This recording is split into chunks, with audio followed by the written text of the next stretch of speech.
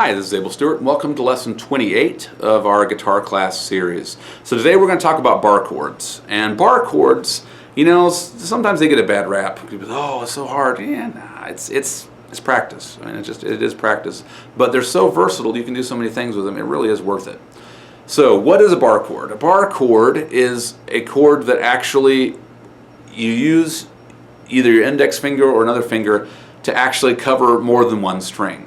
So you're covering several strings with the same finger. In this case, so what we're going to learn today is the F. So you remember the E chord like this, right? What I'm going to do, and show you a little closer up here, is you notice here I'm going to change my fingers, and instead of my ring finger I'm going to put my pinky, instead of my middle finger, the ring, and use my middle finger to pick up what the index finger normally picks up. So I'm fingering at the same exact notes, just shifting fingers to cover them with different fingers. What that does is it frees up my index finger right here, right? So why do I need to do that? Oh, find the right chord there, there we go. All right, so that's my kind of E with alternate fingering.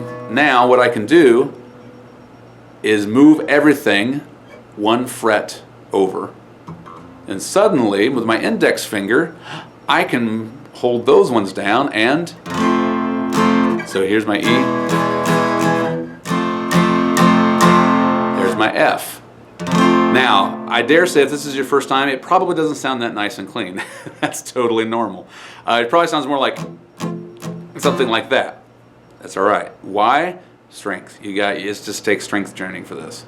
So again, part of what's going to help you a lot is, if you remember, we talked about the thumb being in that middle line along the back of the neck. That's going to give you a lot better leverage. So any bar chord, that's actually going to help you get a lot easier the bar chords. Now, if you're playing a lot of bar chords, you're going to notice your hand gets really tired. That's also a matter of strength training and just getting used to it. So one exercise that you can do to help build that strength is what we call chops. So that's where you squeeze, release, squeeze, release. Like that. And that lets you practice your bar chord as far as getting it cleaner, getting it have a fuller sound. But in between, you get a little bit of a rest. Squeeze, release, squeeze, release, like that. We call those chops. Now, what's also really fun is if you want to slide it around, you can do it. If I can get it. A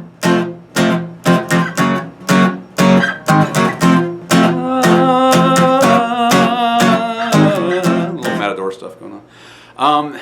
So those are chops. Where, like that. But as you notice, what I was doing is using that. The advantage of the bar chord is I can move wherever I want, and my index finger can be like a guide and say, oh, I need this note here. There's a chord based on that note, right? Or I need to, okay, here.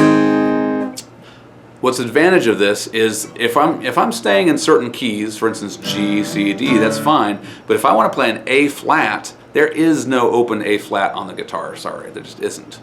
So what you need to do is, okay, here's my G. There's an A flat. Now I can play in front just like that. All right.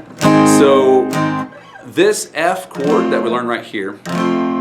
This is what I call an E-shaped chord. Now, why do I call it the E-shaped chord? Because you'll notice we kind of built it from the E, if you remember. So you had the open E here, like you normally finger it, alternate fingering, and the bar.